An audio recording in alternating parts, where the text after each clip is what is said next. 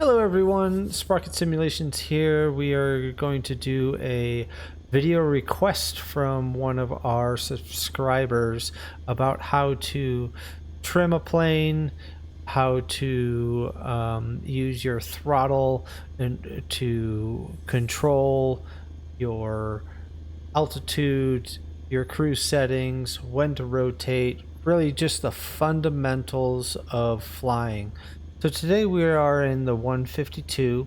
We are at Chicago Executive, which is just a little bit north of Chicago. We have O'Hare pretty much directly behind us. We're lined up on runway 34. And we are pretty much configured for takeoff. There's a couple things I want to go over first. One is your flaps. So if I come on down to our view here, we have our flaps. We're currently set in the first notch or 10 degrees. Depending on the aircraft, it might be a different degree setting, but usually you would refer to it as, sort of notch 1, notch 2, notch 3. Some aircraft have more than that, but in these it's going to be 0, 10, 20, 30. What you're doing with those is essentially increasing the amount of lift that the aircraft has, and that means you can go a little bit slower, or in the realm of takeoff means that you can take off a little bit sooner because you're going to have a little bit more lift. So we'll go to the outside of the aircraft here, and we're going to just come over to our flaps. So this part of the aircraft is your aileron, which is going to coordinate your turns. But here on the inside are your flaps. So if you watch, I can tilt that. That's 10 degrees, 20 degrees, and 30 degrees. So we're just going to bring it back up to 10 degrees. The way this works is essentially you're adjusting the amount of time that the air is coming over the wing compared to the time that the air takes to come under the wing. That difference is going to create pressure, which in turn creates more or less lift depending on where those are set at. So it's a simple feature, but very helpful. You don't necessarily have to have it in a normal procedure takeoff, such as this long paved wide runway, but I believe the checklist calls for 10 degrees flaps for takeoff. So we're going to go ahead and take off. One thing that I will mention, and this is a big preface, is that if you're flying with a keyboard and a mouse only, please stop this video and go to Best Buy, go to Micro Center, go to whatever local computer store you have, Fry's, whatever it is, and pick up at the very minimum a joystick that has a hat switch, which allows you to adjust your view, and a throttle, which will allow you can see me moving the throttle in and out. Ideally, you will also have a trim wheel, which down here is our trim wheel. I have a physical trim wheel, and you can see that I can do very small adjustments versus grabbing it and turning it. Those are very large adjustments. That will help you trim out the plane tremendously. So if your current setup does not have at least a joystick or the ability to micro adjust your trim, please go out and get something to make this easier on yourself. I'm not saying go spend $600-700 on a full flight setup. You can get joysticks that have these features for as little as about $45–50. Are they the best? No. Do they work? Absolutely, they work. So that is the preface that I want to make to this video, because if you're using a keyboard, none of this is going to translate well for you. So let's go ahead and get in the air. I'm going to go ahead and come up to our sort of what I call the nose up view. We're going to come down here, turn off our parking brake. We have our flaps set, and we'll go ahead and go to full throttle. I'm just going to try and line up on the center line here. For this plane, we want to look for around 55 knots, and then we're going to begin to rotate. There we are. We'll go ahead and start pulling back on the stick, and we have a nice gentle climb coming out. We've got plenty of runway here. Now you want to stay in line with the runway. Once you're about 200 feet above ground level, or AGL, you can go ahead and take your flaps and lift those up. Notice the nose dropped. That's because we don't have as much lift anymore. All I'm doing right now is using my yoke or your joystick to control the climb. Once you're past the runway and about 500 feet above ground level, you can go ahead and make your turn to whatever heading you want to go to. We want to go out over Lake Michigan. This windscreen always gives some crazy reflections because it's curved right here. Isn't that cool? That's pretty cool. So, a normal climb for this plane, you want to back off on the throttle a little bit. So what I'm looking at here is my RPMs. We're pretty much pegged right now. So if we back off the throttle a little bit down to about 2400 RPMs, not much, just a little bit. We'll come back up to our main view.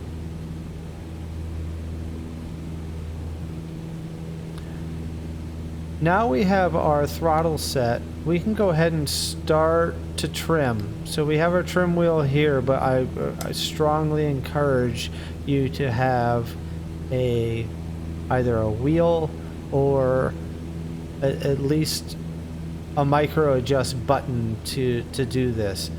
What we're going to look at is our vertical speed here. We want to basically, let's say we want to level off at 2,500 feet. I'm not going to adjust the trim wheel yet. I'm going to adjust my pressure on the joystick or yoke until we are at the desired altitude. Need to pull back just a little bit here, get us up to where we want to be. Once we are just about there, I can start to look at my trim wheel. It's barely moving, but I am going to aim to adjust that while I'm easing pressure off my yoke.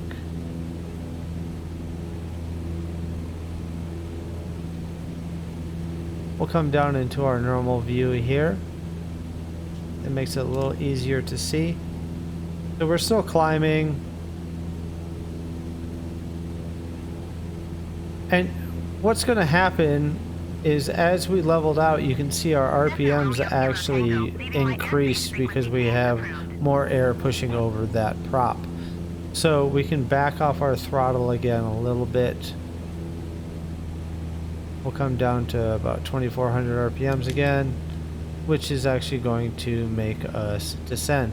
But you can see that our airspeed, we were pretty much at the yellow line there, which is too fast.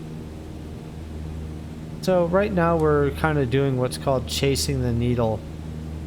where as it goes up, you start to... let me get her to be quiet. Executive Tower Cessna November. So Papa Romeo Kilo, Tango I'm doing frequency very small adjustments to try and get this to level out at 0, which means that we are basically level.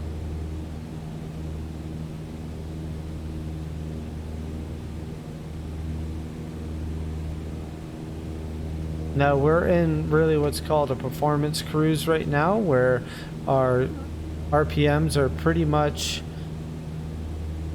at the max setting. 2400 RPMs, you wouldn't...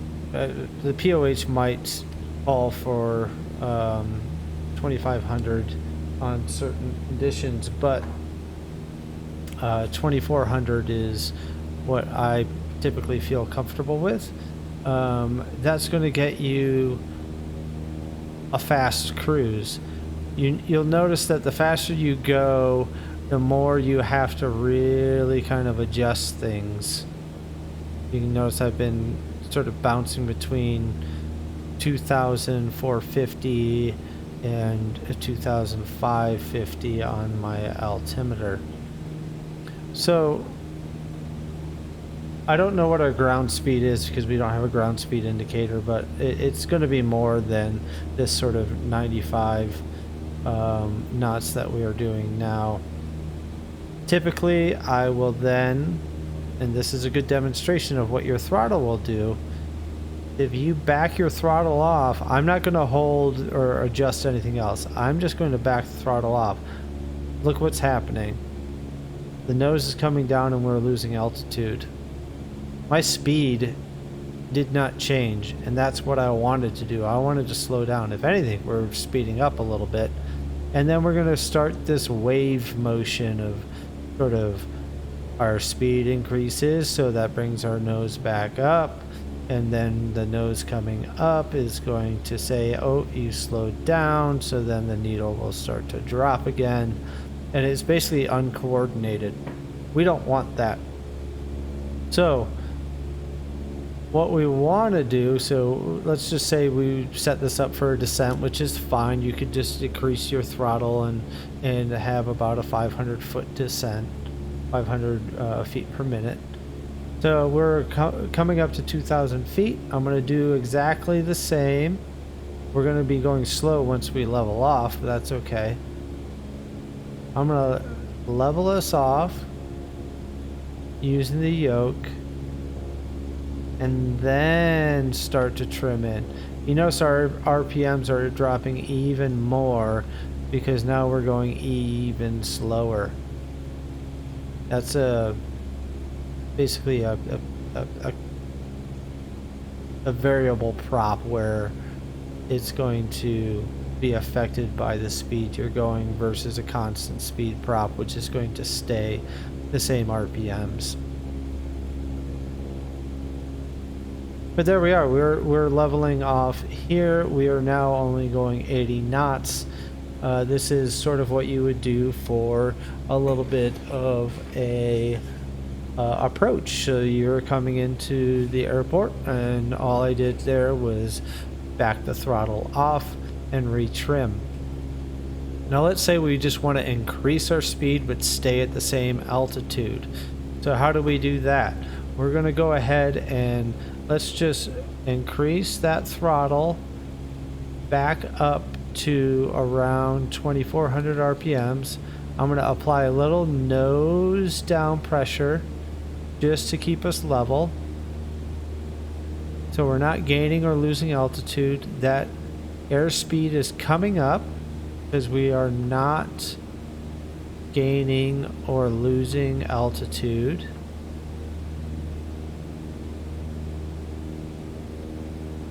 Now we're at roughly the speed that we're going to be at, and I can start to use that trim wheel, and I'm watching here and here to stay roughly around 2,000 feet. I've now completely let off my yoke, and I'm making micro adjustments now with the trim wheel to keep us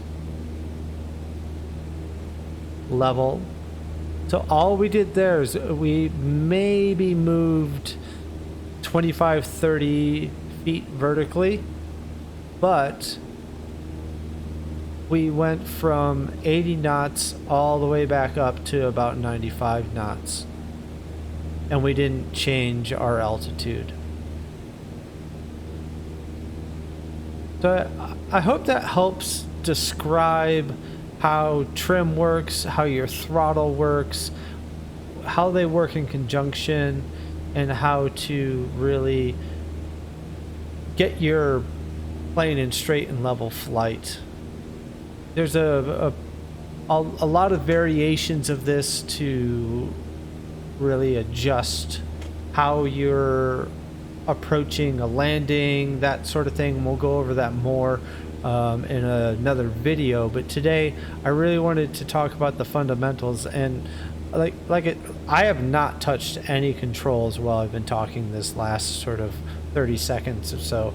We're staying right at 2,000 feet. We have a little bit of right turning tendency going on, which will happen because of the prop or wind.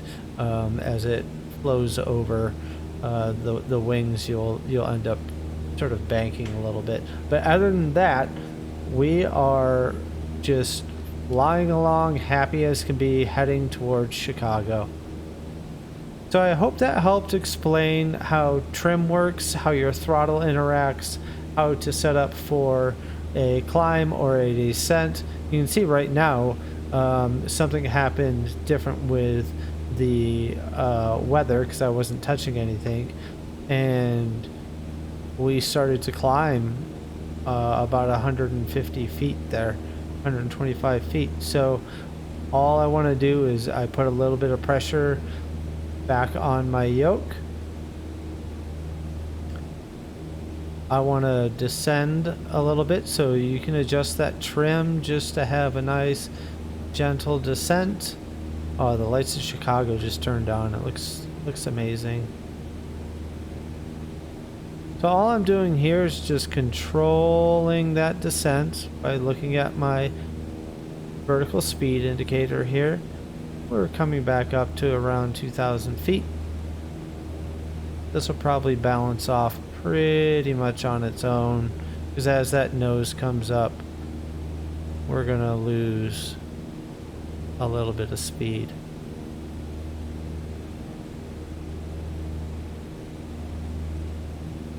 So what we'll do here, just to enjoy this beautiful sunset that we have going on, I'm going to go ahead and go to the outside view here.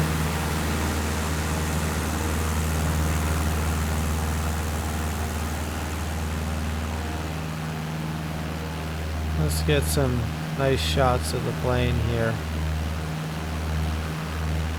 The skyline of Chicago.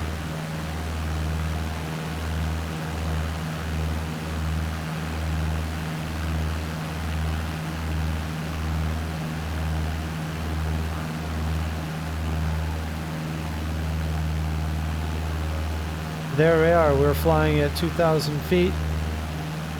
We're coordinated, level. We've got a little bit of right bank going on, like I said, because of right turning tendencies of the prop, and also the wind is blowing us a little bit. But what a beautiful evening to fly around Chicago.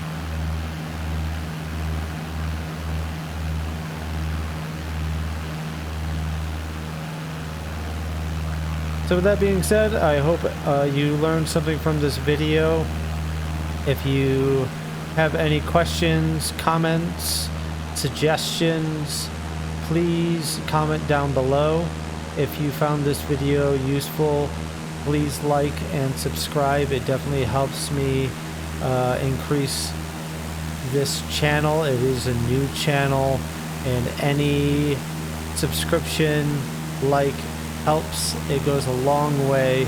I plan on doing around 3 videos a week, from everything from these fundamentals down to complex flight and using everything from the 152 all the way up to the 320. So please like, subscribe. I appreciate you watching. Thanks for checking this out, and we will catch you next time.